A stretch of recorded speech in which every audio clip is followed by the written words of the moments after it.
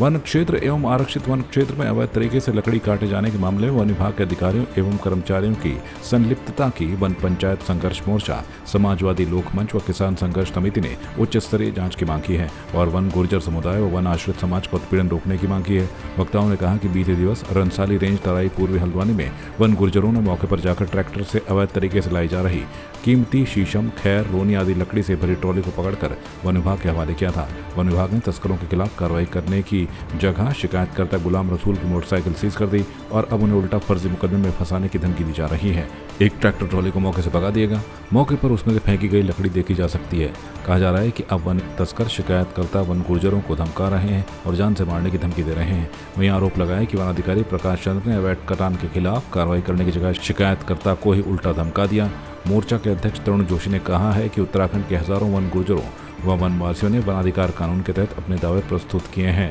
परंतु सरकार उनके दावों को स्वीकार करने की जगह उत्पीड़न कर रही है।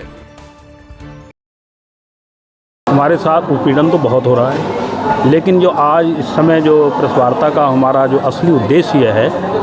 कि जब एक तरफ हमारे घरों के चारों ओर जंगल का पातन हो रहा था, जब उसे देखकर हम लोग सह नहीं पाए, क्योंकि जंगल ही हमारा जीवन है, तो हम लोगों में से हमारे गुलाम रसूल भाई ने कोशिश की शिकायत करने की कि इस तरीके से जंगल का पातन हो रहा है। तो उसके एवज में वन विभाग के अधिकारियों ने उनकी मोटरसाइकिल जहाँ एक खत्ते में रखी थी उठा ली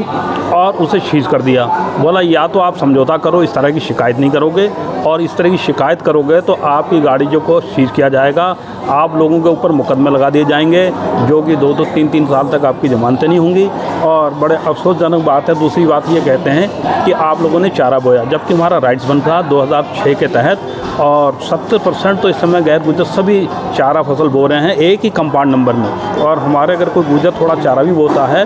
तो उनकी मोटरसाइकिल सीज कर दी जाती है।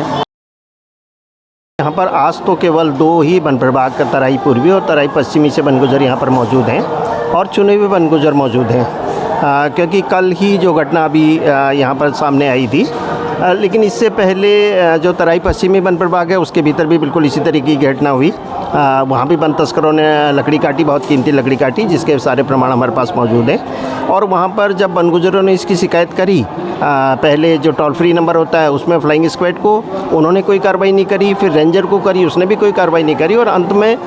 डीएफओ को जब इसकी शिकायत की गई तो डीएफओ ने जो जवाब दिया उसकी ऑडियो रिकॉर्डिंग मौजूद है ना, और डीएफओ उसमें ये जवाब दे रहे हैं वन गुर्जर को कि तुमको ही इस मामले में फंसा दिया जाएगा और तुमसे ही ये कहा जाएगा कि तुमने ये लकड़ियाँ काटी हैं। तो एक तरह से इस सब का विरोध करने के लिए हम यहाँ पर आज मौजूद हैं। एक तो सवाल ये है कि वनों से इस तरह से जिन लोगों को वनों की सुरक्षा की जिम्मेदारी दी गई है,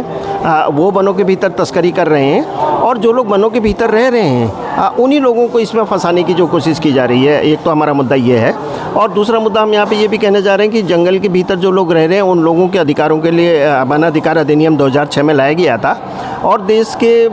कई सारे हिस्सों में इन सब लोगों को हक मिले हैं। ये लोग खेती भी कर रहे हैं, मकान भी बना रहे हैं, लेकिन उत्तराखंड के भीतर वन विभाग लगातार ये कोशिश कर रहा है कि वन अधिकार अधिनियम के भीतर हक न दे करके इन लोगों को इविक्ट कर दिया जाए, इन लोगों को नोटिस दिए जा रहे हैं और लोगों को बाहर किया जा रहा है। और हाल के दिनों में ऐसे बहुत सारे केसेस हुए हैं जिसमें बिल्कुल फर्जी तरीके से वन विभाग ने लोगों को नोटिस थमा करके बाहर किया है। हालांकि वो सब मामले अभी हाईकोर्ट के भीतर या उच्च अदालतों में भी चल रहे हैं, लेकिन ये पूरी प्रक्रिया वन विभाग के द्वारा इसलिए की जा रही है क्योंकि वो चाहते हैं कि जंगल के भीतर कोई लोग ना रहें, ताकि उनकी जो तस्करी की कवायद है वो पूरी तरीके से चलती रहे।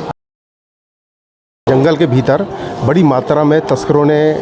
कीमती जो लकड़ियां हैं उनको काटने का काम किया। उसकी शिकायत जो है रनसाली रेंज के अधिकारियों से वन गुर्जरों ने की, तो वन गुर्जरों ने तस्करों के खिलाफ कार्रवाई करने की जगह जो शिकायतकर्ता वन गुर्जर थे गुलाम रसूल, उनकी मोटरसाइकिल सीज कर दी और उनसे कहा कि तुम इस पूरे मामले को ख़त्म करो, नहीं तो हम तुम्हें फर्जी मुकदमों में फंसा देंगे। और जो वन तस्करों की जो ट्राली है वो अभी भी रेंज कार्यालय में खड़ी है, और एक ट्राली उनके साथ मिली भगत करके बाहर निकाल दी, और मौके पर तमाम लकड़ी बिखरी हुई हम लोग देख सकते हैं। तो हमारी ये मांग है कि इस पूरे मामले की उचित स्तरीय जांच कराई जाए, और जो वन गुर्जरों को वन तस्करों के द्वारा अधिकारियों द्वारा जो धमकी दी जा रही है, जो शिकायत करता है, उनको संरक्षण प्रदान किया जाए। इस मांग को लेकर के आज हम लोगों ने यहाँ पर एक प्रेस वार्ता की है।